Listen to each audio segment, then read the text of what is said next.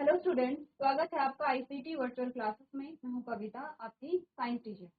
उम्मीद करती हूँ आप सभी अच्छे होंगे और स्वस्थ होंगे। तो क्लास हम यहाँ पर कंटिन्यू करेंगे अपना क्वेश्चन पेपर, जिसमें हम देख रहे थे 2024 का क्वेश्चन पेपर। यहाँ पर हम इस क्वेश्चन पेपर में हमने साइंस वाला पोर्शन लिया था, जिसमें कुछ क्वेश्चन हम यहाँ पे सॉल्व कर चुके हैं, जिसमें अपने एमसीक्यू टाइप के जो क्वेश्चन थे वो हमने देखे प्लस एक्सप्लेन भी किए हैं। तो आपको यहाँ पर मैंने बोला है कि हमें सिर्फ क्वेश्चन सॉल्व नहीं करने हैं, जो भी क्वेश्चन आपके पास आए हैं उनसे रिलेटेड जो भी टॉपिक हमारे पास आए हैं उन टॉपिक को आपको डिटेल में स्टडी करना है, डिटेल में आपको समझना है। जो जो चीजें आपके पास आती रहेंगी टॉपिक से रिलेटेड, आप उन सबको क्लियर करते चले जाएंगे। क्लियर है? एक बार देख लेते हैं अभी तक हमने कौन कौन से क्वेश्चन यहाँ पर डिस्कस किए हैं, उसके बाद हम नेक्स्ट जो क्वेश्चन होंगे नए क्वेश्चन वो हम यहाँ पर डिस्कस करेंगे। सबसे पहले एमसीक्यूज हमारे पास आए थे, जिसमें आपको पता है कि हमें सिर्फ अपना बायो वाले जो क्वेश्चन है उन्हें ही लेना है। तो आपके पास सबसे पहला जो बायो का क्वेश्चन आया था वो आया था, अपच का उपचार करने के लिए किस प्रकार की औषधि का उपयोग किया जाता है, यानी कि which of the following types of medicine is used for treating indigestion. तो हमने यहाँ पे बात की थी, आपके पास ऑप्शन आए हैं एंटीबायोटिक है, एनाल्जेसिक है, एंटासिड है और एंटीसेप्टिक है। तो आपके पास 4 ऑप्शन आए थे, जिसमें आपने सारे ऑप्शंस के बारे में बात की है और आंसर हमारा आया था एंटासिड। इसका यूज हम किसके लिए करते हैं? यहाँ पर अपच का उपचार करने के लिए। सेकेंड सेम हमारा जो क्वेश्चन आया है वो बायो का क्वेश्चन है, जिसमें आपसे पूछा गया है पादप में जाइलम के कार्य हैं, यानी कि the function of xylem in plants is, क्या कार्य है जाइलम के। इसके साथ हमने डिटेल में जाना था पार्ट टाइप्स ऑफ टिश्यू, जिसमें सबसे पहले हमने टिश्यू की बात की थी। टाइप्स ऑफ टिश्यू में आपके प्लांट और एनिमल टिश्यू आए थे। क्योंकि आपके पास जो क्वेश्चन आया है वो प्लांट टिश्यू से आया है, तो अब हमने प्लांट टिश्यू को डिटेल में जाना था, जिसमें आपने बात की थी जो टिश्यू होता है प्लांट टिश्यू वो 2 टाइप का होता है, फर्दर 2 पार्ट में डिवाइड हो रखा था। इस प्रकार से आपने पूरा लाइन डायग्राम के थ्रू जाना प्लांट टिश्यू के टाइप्स, उनकी लोकेशन, उनके फंक्शन, जिसमें से एक आपके पास आया था जाइलम और एक आया था फ्लोएम, जो कि है आपके कॉम्प्लेक्स परमानेंट टिश्यू के पार्ट आ रहे हैं। ठीक है, यही बात हमने की थी। आपने कहा था अगर हम बात करें प्लांट टिश्यू के बारे में,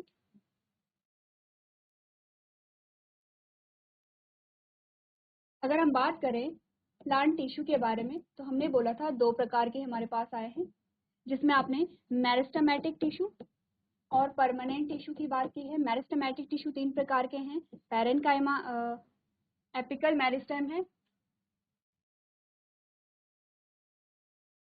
एपिकल मेरिस्टेम है, इंटरकैलरी मेरिस्टेम है और लेटरल मेरिस्टेम है। ठीक है, जो परमानेंट टिश्यू आपके पास आए हैं फर्दर 2 पार्ट में डिवाइड है, सिंपल परमानेंट टिश्यू और कॉम्प्लेक्स परमानेंट टिश्यू।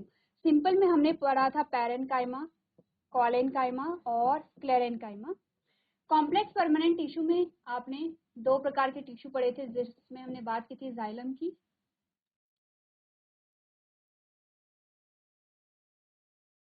जिसमें हमने बात की थी जाइलम और जिसमें हमने बात की थी फ्लोएम की। ठीक है, अब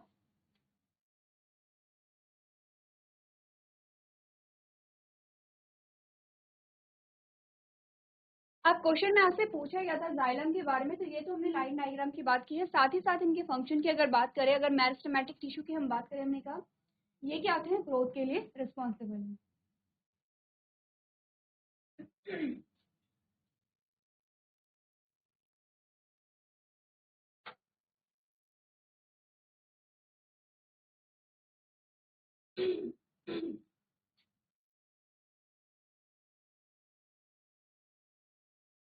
तो हमने बात की है मेरिस्टेमेटिक टिश्यू के बारे में। मेरिस्टेमेटिक टिश्यू जो आपका होता है ग्रोथ के लिए रिस्पॉन्सिबल है। 3 प्रकार के हमने अलग अलग देखे हैं उनके लोकेशन के अकॉर्डिंग। अब आते हैं परमानेंट टिश्यू में। आपने कहा परमानेंट टिश्यू के जो फंक्शन होते हैं वो आप अलग अलग आने आपके पास शुरू हो जाएंगे, जैसे कि पैरेनकाइमा क्या करेगा, स्टोरेज को करेगा, ठीक है, फोटोसिंथेसिस को करेगा, फ्लोटिंग में हेल्प करेगा, लेकिन मैकेनिकल सपोर्ट प्रोवाइड नहीं कराता है, ये आपको ध्यान रखना है। ठीक है, अब कॉलेनकाइमा की बात करेंगे। आपने कहा कि फ्लेक्सिबिलिटी प्रोवाइड करा रहा है, साथ में फोटोसिंथेसिस भी करेगा, मैकेनिकल सपोर्ट ये प्रोवाइड कराएगा। स्क्लेरेनकाइमा का फंक्शन ही है मैकेनिकल सपोर्ट प्रोवाइड कराना, प्लस यहाँ पर जो हार्ड पार्ट होते हैं प्लांट के वो बनाना। ठीक है, अब कॉम्प्लेक्स परमानेंट टिश्यू में आपका सेकंड कॉम्प्लेक्स परमानेंट टिश्यू की बात करें, हमने कहा था क्यों डिफरेंस है, हमने प्रीवियस लेक्चर में डिस्कस किया था, क्योंकि इनकी जो बनावट है, इनकी जो संरचना है वो कॉम्प्लेक्स हो जाती है। 4 अलग अलग प्रकार के सेल से मिलकर के ये टिश्यू बने हैं, यानी कि 4 प्रकार की सेल से मिलकर के जाइलम बना है और 4 अलग अलग प्रकार की कोशिकाओं से मिलकर के फ्लोएम बना है। दोनों के क्या फंक्शन थे? जाइलम क्या कर रहा था? वाटर प्लस मिनरल्स का ट्रांसपोर्ट यहाँ पे कर रहा था। फ्लोएम क्या करेगा? भोजन यानी कि फूड का डिस्ट्रीब्यूशन करेगा। ठीक है, क्लियर है इतनी बातें?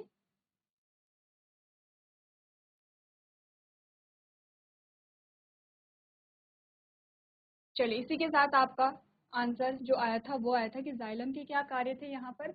आपने कहा जल का संवहन करना या जल का ट्रांसपोर्ट ऑफ वाटर या जल का वहन करना। ठीक है, इसी के साथ नेक्स्ट क्वेश्चन आया था मानव शरीर में पित्त का भंडारण कहाँ होता है? तो सबसे पहले पित्त जो है, बाइल जो है वो कहाँ से सिक्रीट हो रहा है? लिवर से। कहाँ स्टोर होगा? आपने कहा पित्ताशय में। ठीक है, चलिए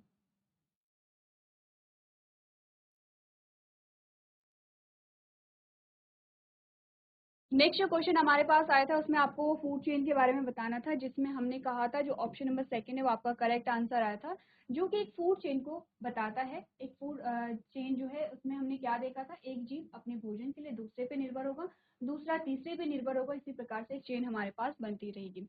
ये तो आपके पास एमसीक्यूज है। अब आपके पास प्रश्न संख्या 2 शुरू हो गई है और यहाँ से अब आपको क्या करना है? आंसर लिखने हैं। ठीक है, पहले आपको सिर्फ सेलेक्ट करने थे अपने आंसर, अब आपको यहाँ पे आंसर लिखने हैं, जो कि 1 नंबर का आपके पास आता है। क्वेश्चन में क्या पूछा गया? सबसे पहले इसकी बात कर लेते हैं। क्वेश्चन में आपसे पूछा गया प्रकाश संश्लेषण प्रक्रम का रासायनिक समीकरण लिखिए, यानी कि right chemical equation of photosynthesis process. ठीक है, अब वैसे तो ये क्वेश्चन 1 नंबर का आया है। जब आप एग्जाम दे रहे होंगे तब आप सिर्फ इक्वेशन वहां पर लिखेंगे, आपको और चीजें नहीं डिस्कस करनी है, सिर्फ इक्वेशन वहां पर लिखनी है। ठीक है, क्योंकि 1 नंबर का क्वेश्चन है, जितना पूछा गया आपको उतना ही आंसर करना है। लेकिन क्योंकि हम पेपर सॉल्व कर रहे हैं तो अब आपको यहाँ पर पूरी प्रोसेस को देखना है। फोटोसिंथेसिस के बारे में थोड़ा सा डिटेल में हम बात कर लेंगे।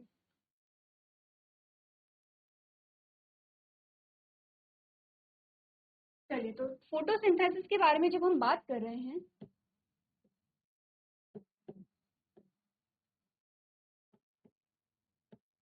अगर मैं आपसे पूछूं डेफिनेशन, और मैं आपसे डेफिनेशन पूछूं तो डेफिनेशन आप जानते हैं। ठीक है, आपने कहा फोटोसिंथेसिस, जिसे आप प्रकाश संश्लेषण कह रहे हैं, वो पौधे में भोजन बनाने की प्रक्रिया है, या वह प्रक्रिया जिसके द्वारा पेड़ पौधे अपना भोजन बनाते हैं, उसे क्या कहते हैं? फोटोसिंथेसिस कहते हैं। सबसे पहले जो फोटोसिंथेसिस होती है वो होती है लीफ में, यानी कि पत्ती में। ठीक है, फोटोसिंथेसिस कहाँ पर होगी? पत्ती में।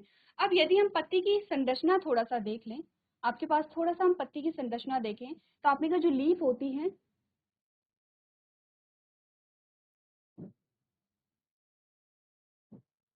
लीफ में अलग अलग प्रकार की क्या आती हैं?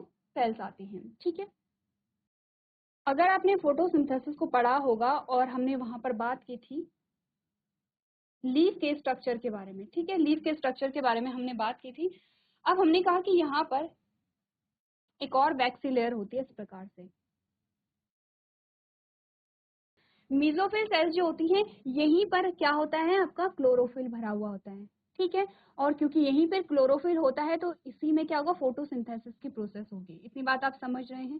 ठीक है, यहाँ पर पूरा फोटोसिंथेसिस क्या होगा? होगा, प्रेजेंट होगा। चलिए, फिर आपके पास आती है लोअर एपिडर्मिस, यानी कि जो लोअर सरफेस में प्रेजेंट होगा, लोअर एपिडर्मिस। और लोअर एपिडर्मिस में फिर से आपकी क्यूटिकल की वैक्सी लेयर आपको मिलेगी। इसी के साथ लोअर एपिडर्मिस में आपको और स्ट्रक्चर मिल रहे हैं जिसे आप स्टोमेटा कह रहे हैं। ठीक है, इतनी बात आप समझ गए हैं। अब हम बात करते हैं यहाँ पर, आपने लीफ के स्ट्रक्चर की बात कर ली है, क्योंकि हमने कहा कि जो फोटोसिंथेसिस होती है वो कहाँ पर होगी? आपने कहा वो होती है लीफ में। अब इसके लिए रॉ मटेरियल जो था, कच्ची सामग्री जो चाहिए थी, वो क्या क्या चाहिए थी? क्या क्या हमने पढ़ा था? हमने कहा फोटोसिंथेसिस अगर हो रही है तो उसके लिए आपको चाहिए CO2, कार्बन डाइऑक्साइड, H2O यानी कि जल, हरित लवक यानी कि क्लोरोफिल, और सूर्य का प्रकाश यानी कि सनलाइट।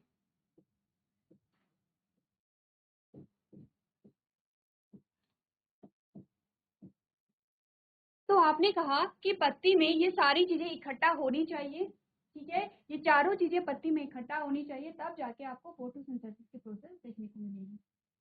ठीक है, अब यहाँ पर हमने कहा जो CO2 है वो जो पत्ती है पत्ती के अंदर कैसे जाएगी? हमने कहा यहाँ पर CO2 की एंट्रेंस के लिए स्टोमेटा होते हैं इस प्रकार से। ये स्टोमेटा है। ये जो स्टोमेटा जो रंध्र है, ये स्टोमेटा, आपने कहा ये स्टोमेटा खुलेगा इस प्रकार से, ये खुलेगा। और अब क्या होगा यहाँ पर? आपने कहा अब जो आपकी एनवायरमेंट में जो CO2 है वो अंदर जाएगा। तो अगर मैं कहूँ ये किस प्रकार से चीजें हो रही हैं, आपने कहा ये लीफ है, ये स्टोमेटा है इस प्रकार से जो ओपन हो रखा है, और आपके बाहरी वातावरण से CO2 इस पत्ती में चली गई है। ठीक है, ऐसा ही यहाँ पर हो रहा है।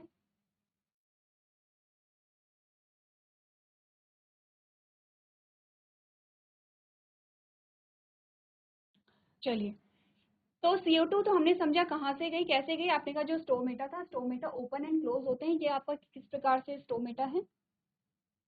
क्लोज है। ये क्लोज होगा और ये कैसा है? ये ओपन होगा। ठीक है। सेकेंड हमारे पास आता है H2O यानी कि पानी। पत्ती में कैसे गया? आपने कहा जो रूट्स थी, जो जड़ थी, उसने पानी को अवशोषित किया और जाइलम के माध्यम से जो पानी था वो पत्ती में पहुंच गया है। ठीक है, आगे जाके बात करेंगे किस प्रकार से हुआ है। अब हरित लवक, जो क्लोरोफिल था वो ऑलरेडी प्लांट में प्रेजेंट था। नेचुरली प्लांट में क्लोरोफिल प्रेजेंट होता है, आप देखते हैं। हम कहते भी हैं कि जिनमें हरित लवक पाया जाता है उन्हीं में फोटोसिंथेसिस की प्रोसेस पाई जाती है। ठीक है, अब यहाँ पर हरित लवक क्या है? ऑलरेडी क्या था? प्लांट में प्रेजेंट था। जो सूर्य का प्रकाश था वो पत्ती में कैसे गया? जो क्लोरोफिल था, जो हरित लवक था, उसने सूर्य के प्रकाश को क्या किया? एब्जॉर्ब किया, अवशोषित किया। क्लोरोफिल क्या करेगा? सूर्य के प्रकाश को अवशोषित करेगा। और इस प्रकार से आपने देखा कि पत्ती में चारों चीजें इकट्ठा हो गई थी। ठीक है, तो क्या क्या हमने चीजें समझी?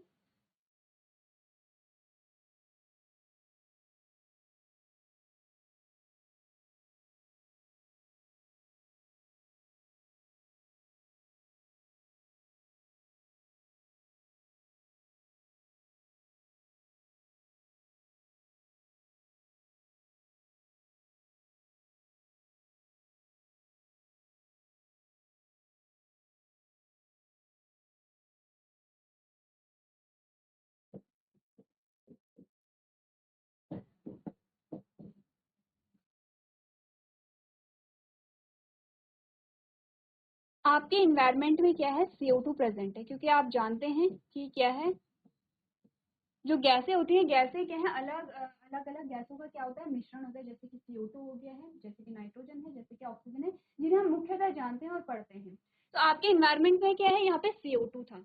CO2 कैसे पत्ती के अंदर गया? आपने बोला ये जो CO2 था ये स्टोमेटा के माध्यम से पत्ती के अंदर चला गया है, पहली चीज आ गई है।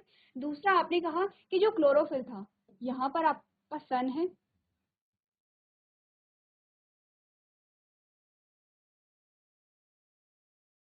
यहाँ पर सन है इस प्रकार से। सनलाइट को किसने यहाँ पर एब्जॉर्ब किया? क्लोरोफिल ने। क्लोरोफिल ने सनलाइट को एब्जॉर्ब किया और पत्ती में यहाँ पर आ गई है। अब हमने कहा क्योंकि यहाँ पर क्या थे? जाइलम, जाइलम था। और जाइलम को अगर हम ब्लू से दिखाएं, ये क्या थे? जाइलम के पाइप थे। ठीक है, जाइलम के माध्यम से जो पानी है, ये पूरा जाइलम जा रहा है। ठीक है, जो पानी है वो भी पत्ती तक पहुंच गया है। तीन चीजें यहाँ पर आ गई हैं। ठीक है, अब क्या बचा? आपने कहा सूर्य का प्रकाश आ गया है, आपने कहा H2O यहाँ पर आ गया है, ये H2O है, ये सनलाइट है। ठीक है, ये सनलाइट आ गई है, और ये CO2 आ गया है। चौथी चीज क्या थी? चौथी चीज थी क्लोरोफिल, जो कि ऑलरेडी प्लांट में प्रेजेंट है। चौथी चीज जो आप क्लोरोफिल कह रहे हैं वो ऑलरेडी क्या है? पत्ती में प्रेजेंट है। चारों चीजें पत्ती में आ गई हैं। जब चारों चीजें पत्ती में आ गई हैं तो अब क्या होगा? अब आपने कहा यहाँ पे भोजन का निर्माण होगा। तो आपने किस प्रकार से लिखा था? आपने कहा था यहाँ पर,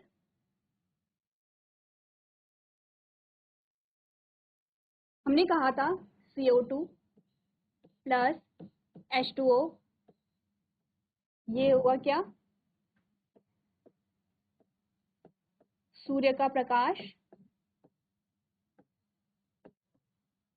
इसी के साथ होगा हरित लवक,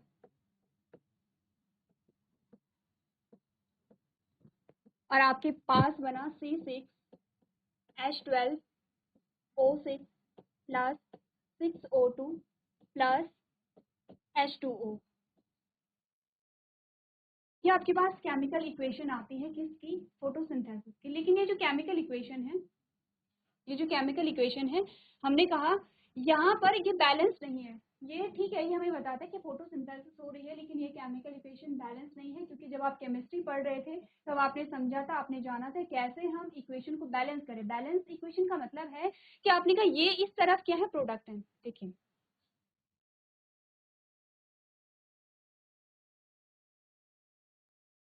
हमने कहा कार्बन डाइऑक्साइड H2O प्लस सूर्य का प्रकाश प्लस हरित लवक, ये है आपके क्या? ये आपने कहा कि ये क्या होंगे, जो रॉ मटेरियल होता है वो होगा। आपके पास जो प्रोडक्ट आया C6H12O6 plus O2 plus H2O, ये प्रोडक्ट आपके पास आया है, ठीक है। लेकिन मैंने इस प्रोडक्ट में एक और चीज ऐड की थी, 6O2।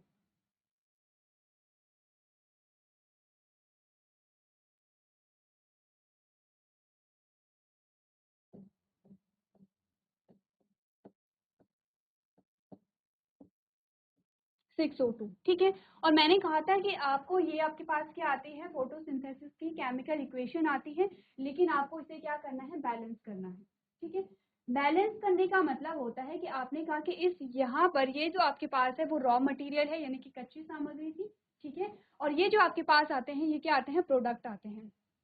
तो आपने कहा कि यहाँ पर जो रॉ मटेरियल आपके पास आया और जो प्रोडक्ट आपके पास आया, उनकी जो मात्रा होनी चाहिए वो बराबर होनी चाहिए। फॉर एग्जाम्पल मैंने कहा जितनी संख्या कार्बन की इस साइड होगी उतनी ही संख्या कार्बन की इस साइड भी होनी चाहिए, जितनी संख्या ऑक्सीजन की इस साइड है उतनी ही संख्या ऑक्सीजन की इस साइड भी होनी चाहिए, जितनी संख्या हाइड्रोजन की इस साइड है उतनी संख्या इस साइड भी होनी चाहिए। इसे हम कहते हैं कि आपने जो इक्वेशन है उसे बैलेंस कर लिया, जिसे आप क्या करते हैं, केमिस्ट्री में पढ़ते हैं।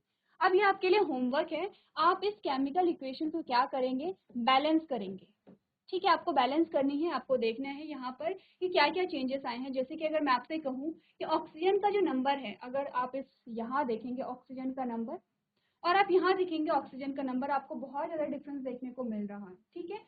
तो ऑक्सीजन का जो नंबर है उस डिफरेंस को आपको सही करना है। कैसे करेंगे, जब आप केमिकल इक्वेशन को क्या करेंगे, यहाँ पे सॉल्व करेंगे, उसे बैलेंस करेंगे। एक बार देख लीजिए, इसके बाद हम नेक्स्ट हमारा क्वेश्चन है उसे सॉल्व करेंगे। चलिए तो अगला प्रश्न देख लेते हैं यहाँ पर।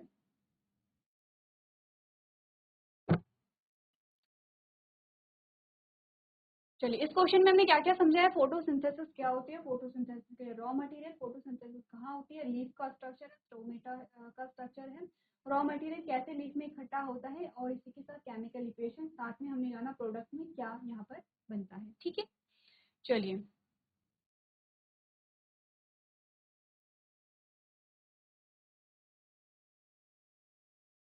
चलिए क्वेश्चन नंबर 13 को देखिए, जो 2 नंबर का क्वेश्चन आपके पास आता है, ठीक है। क्वेश्चन नंबर 13 है, 2 नंबर का क्वेश्चन है। इसमें आपको कहा गया द्विविखंडन और बहुविखंडन से किस प्रकार से भिन्न है, आपको डिफरेंस बताना है। How does binary fission different from multiple fission, ये दोनों एक दूसरे से किस प्रकार से भिन्न है, आपको डिफरेंस बताना है, 2 नंबर का आता है।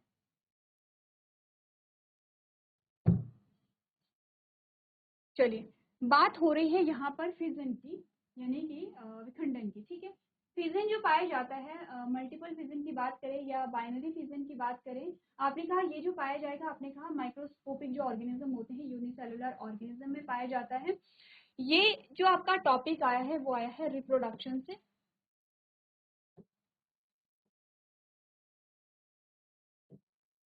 रिप्रोडक्शन हमने 2 प्रकार का देखा था। सबसे पहले हमने कहा था सेक्सुअल और एसेक्सुअल, ठीक है। आपके पास आपके पास जो क्वेश्चन आया है वो कौन से पोर्शन से आया है, हमने कहा कि अलैंगिक जनन से। हम बात कर रहे हैं किसके बारे में, यहाँ पर हम बात कर रहे हैं फिजन के बारे में, और फिजन यानी कि हम बात कर रहे हैं एसेक्सुअल रिप्रोडक्शन के बारे में। तो इस क्वेश्चन में आपको सबसे पहले क्या क्या चीजें डिस्कस करनी है, देखिए क्वेश्चन हम डिस्कस कर रहे हैं, लेकिन आपने सबसे पहले तो रिप्रोडक्शन क्या होता है ये देखना है। रिप्रोडक्शन के टाइप यानी कि आपने लैंगिक और लैंगिक जनन को समझना है, दोनों की डेफिनेशन आपने समझनी है, प्रोसेस आपने समझना है, क्योंकि इंपॉर्टेंट टॉपिक होता है, आपके पास बहुत सारे क्वेश्चन आते हैं। तो जैसे ही आपके पास किसी टॉपिक को लेके अगर कोई क्वेश्चन आता है, जैसे कि यहाँ पे रिप्रोडक्शन से लेके कोई क्वेश्चन आए हैं, आपको श्योर करना है कि रिप्रोडक्शन जो आपका टॉपिक है वो आपका कंप्लीट होना चाहिए, जिसमें आपने कहा कि आप बात करेंगे रिप्रोडक्शन की, उसके टाइप की। उसके अंदर टाइप को आप डिटेल में समझेंगे कि अगर हम बात कर रहे हैं लैंगिक जनन की, लैंगिक जनन किसमें पाया जाता है, उसकी प्रोसेस आप पढ़ेंगे, जिसमें आप रिप्रोडक्टिव सिस्टम पढ़ते हैं, आप गैमिट्स पढ़ते हैं, आप यहाँ पे फर्टिलाइजेशन पढ़ते हैं, उसके बाद आप देखते हैं कि फर्टिलाइजेशन के बाद की जो स्टेजेस होती हैं उसको आप पढ़ते हैं। ये सारी चीजें आप यहाँ पर पढ़ते हैं। इसी के साथ हम बात करते हैं अलैंगिक जनन की यानी कि एसेक्सुअल रिप्रोडक्शन की। एसेक्सुअल रिप्रोडक्शन किसमें पाया जाता है, उसके अलग अलग प्रकार कौन से होते हैं, ये सारी चीजें आपको क्या करनी है, डिस्कस करनी है। तो हम बात करेंगे थोड़ा सा यहाँ पर जो एसेक्सुअल रिप्रोडक्शन है यानी कि अलैंगिक जनन है, उसके बारे में हल्का सा जान लेंगे कि ये दोनों एक दूसरे से किस प्रकार से भिन्न हैं। जैसे कि अगर हम बात करें लैंगिक जनन के बारे में, हमने कहा यहाँ पर आपको 2 जनक की आवश्यकता होती है और यहाँ पर आपको सिर्फ 1 जनक की आवश्यकता होती है, ठीक है। इसके अलावा यहाँ पर युग्मक निर्माण होगा, ठीक है। हमने कहा युग्मक निर्माण नहीं होगा,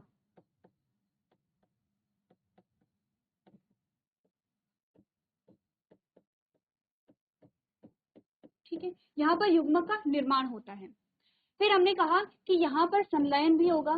किसका संलयन होगा, संलयन का मतलब क्या समझे आप लोग, यानी कि यहाँ पर फर्टिलाइजेशन या निषेचन भी होगा। तो यहाँ पे आपने कहा संलयन होगा, क्योंकि क्या हो रहे हैं, गैमीट अगर बन रहे हैं तो उसका संलयन होगा। आपने कहा गैमीट ही नहीं बने हैं तो आपने कहा संलयन नहीं होगा,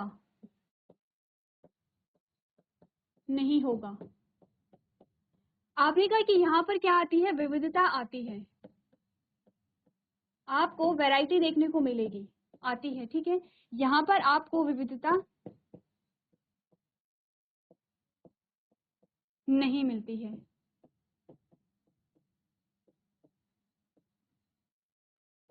ठीक है।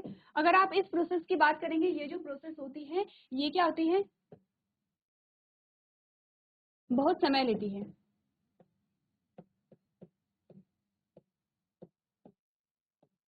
यानी कि लंबी प्रोसेस है, ठीक है। और ये जो प्रोसेस है ये क्या है, कम समय में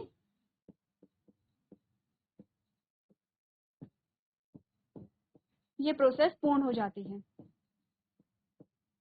क्यों हो जाती है, देखिए कॉमन सी चीजें हैं। हमने कहा कि यहाँ पर युग्मक पहले क्या होगा, सबसे पहले तो आपने कहा कि कोई भी जो ऑर्गेनिज्म है, चाहे प्लांट है चाहे एनिमल है, मेच्योर होते होंगे, ठीक है। जो कि आप यहाँ पर भी देख सकते हैं, मेच्योर होंगे, फिर युग्मक का निर्माण होगा। यहाँ पे युग्मक बन ही नहीं रहे हैं, ठीक है। आपने कहा युग्मक का जब निर्माण होगा, युग्मक जब परिपक्व होंगे तब उनका संलयन भी होगा। आपने कहा युग्मक भी नहीं बने हैं तो संलयन भी नहीं होगा। और जब युग्मक का संलयन होता है तब जाके आप वहां पर देखते हैं कि अब फिर से ग्रोथ होगी, वहां पर वृद्धि आपको देखने को मिलेगी और तब जाके आपको नया जो ऑर्गेनिज्म है वो मिलेगा।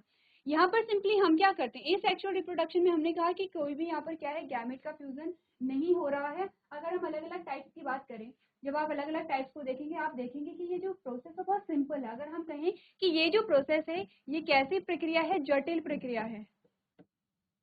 और अगर हम इसकी बात करें तो आपने कहा ये जो प्रोसेस होती है ये क्या है, सरल है। कैसे सरल है, सिंपली आपने कहा कोई एक सेल है वो 2 भागों में विभाजित हो जा रही है, तो यहाँ पर आपने कहा 2 डॉटर सेल बन गई है, तो डिफरेंस यहाँ पर आ जाता है, ठीक है। ये कॉम्प्लेक्स क्यों है, ये सिंपल क्यों है, ये आप समझते हैं क्योंकि आपने दोनों प्रकार पढ़े हैं। आपने एसेक्सुअल भी पढ़ा है, सेक्सुअल भी पढ़ा है। और जब आप पढ़ रहे थे तो आपको इसी बात से आइडिया लग गया था। जब आप लैंगिक जनन पढ़ रहे थे आपने बहुत सारी चीजें वहां पर समझी थी, बहुत सारी चीजें आप पढ़ रहे थे।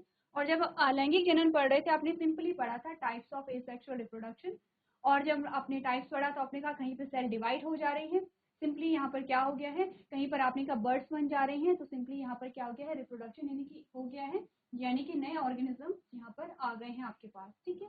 जैसे कि आपने वेजिटेटिव प्रोपेगेशन में क्या पढ़ा था कि आपने कहा कि आपने प्लांट का कोई भी पार्ट लिया, उसे मिट्टी में डाला और आप वहीं से आपको एक नया पौधा मिल गया है। यहाँ पर आपको बीज को बोने की आवश्यकता नहीं थी, बीज का अंकुरण नहीं हुआ, पौधे से फिर आप वहाँ पे छोटा सा पौधा आपको मिलता है, तब जाके वहाँ पर एक नया पौधा आपको मिला, ऐसा कुछ यहाँ पर नहीं हुआ था, ठीक है।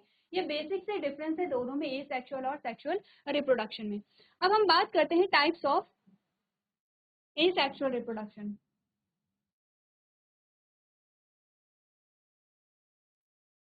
हम बात करते हैं टाइप्स ऑफ एसेक्सुअल रिप्रोडक्शन।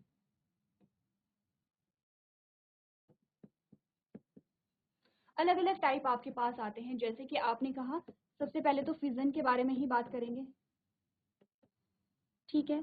फिर आपने कहा जो फिजन होता है वो भी अलग अलग प्रकार का होता है। बर्डिंग आपके पास आता है, ठीक है। इसके अलावा आपके पास आता है बर्डिंग, इसके अलावा आपके पास आता है फ्रेगमेंटेशन, इसके बाद आपके पास आता है फ्रेगमेंटेशन एंड रीजनरेशन आपके पास आता है। इसके अलावा आपके पास आता है वेजिटेटिव प्रोपेगेशन। आपको करना क्या है, फिजन का हमारे पास क्वेश्चन आए हैं, फिजन को हम डिस्कस करेंगे, उसके एग्जांपल देखेंगे। आपको बडिंग क्या है, किस प्रकार से होती है, किस में हो रही है, ये देखिए। फ्रेगमेंटेशन क्या है, किस में हो रही है, ये देखिए। फ्रेगमेंटेशन एंड रीजनरेशन किस में पाया जा रहा है, ये देखिए। वेजिटेटिव प्रोपेगेशन क्या होता है, कितने प्रकार का होता है, कितने प्रकार का, यानी कि आपने कहा रूट से, आपने कहा स्टेम से, आपने कहा लीफ से। किस किस चीज से वेजिटेटिव प्रोपेगेशन आपको देखने को मिलती है? वेजिटेटिव प्रोपेगेशन आपको प्लांट्स में देखने को मिलती है, ठीक है। ये सारी चीजें आप क्या करेंगे, डिस्कस करेंगे। हमें पढ़ना है फिजन। तो फिजन में हमने कहा फिजन जो होता है दो प्रकार का हमारे पास आया है, मल्टीपल फिजन और बाइनरी फिजन। शब्दों से आपको पता चलेगा, मल्टीपल का मतलब होता है बहुत सारे, बाइनरी का मतलब होता है दो, बाय यानी कि दो, ठीक है। अब देखिए यहाँ पर एक डायग्रामेटिक वे में समझते हैं। ये एक सेल है, आप समझ गए होंगे इसके स्ट्रक्चर को देख करके, ये एक सेल है।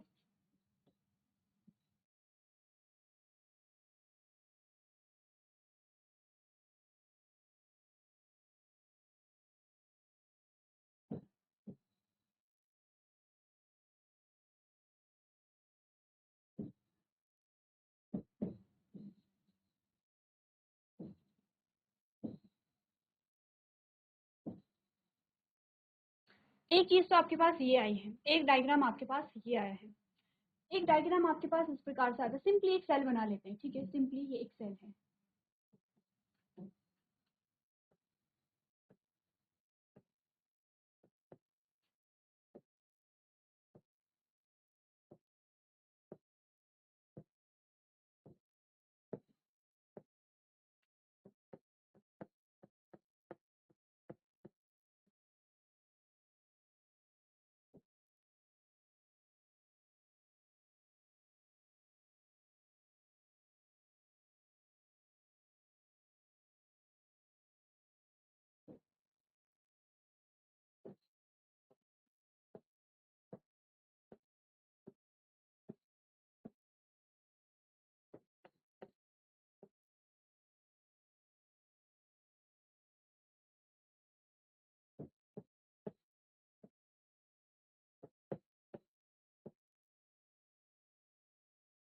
क्या समझे आप इन दोनों डायग्राम से? आपने दोनों डायग्राम समझे हैं? फ्यूजन फिजन का एक प्रकार ये है और फिजन का एक प्रकार ये है। दो प्रकार आपके पास आए हैं, ठीक है। दो डायग्राम हमने यहाँ पे बनाए हैं, दो प्रकार के सेल हमने बनाए हैं। आप इनमें से एक तो आपका बाइनरी फिजन है, एक आपका मल्टीपल फिजन आता है। इनमें से बाइनरी कौन है, मल्टीपल कौन है, ये आपको बताना है, ठीक है। इसमें आपको क्या है, ये आपके लिए होमवर्क है। अगर आप समझ गए हैं कि बाइनरी कौन है, मल्टीपल कौन है, तो अच्छी बात है। इसके साथ साथ आपको एग्जांपल देखना है कि इस प्रकार का जो फिजन है वो किस में पाया जाता है और इस प्रकार का जो फिजन है वो किस में पाया जाता है। ये आपके लिए होमवर्क रह जाता है। आप लोग होमवर्क में क्या करेंगे, एग्जाम्पल देखेंगे और पता करेंगे कि इनमें से बाइनरी फिजन कौन होगा और मल्टीपल फिजन कौन होगा। तो आज के सेशन में हम इतना ही करेंगे। आप अपना होमवर्क करके लेके आएंगे। नेक्स्ट जो हमारा लेक्चर होगा हम यहीं से स्टार्ट करेंगे। तो अभी तक क्लास में बने रहने के लिए आपका धन्यवाद।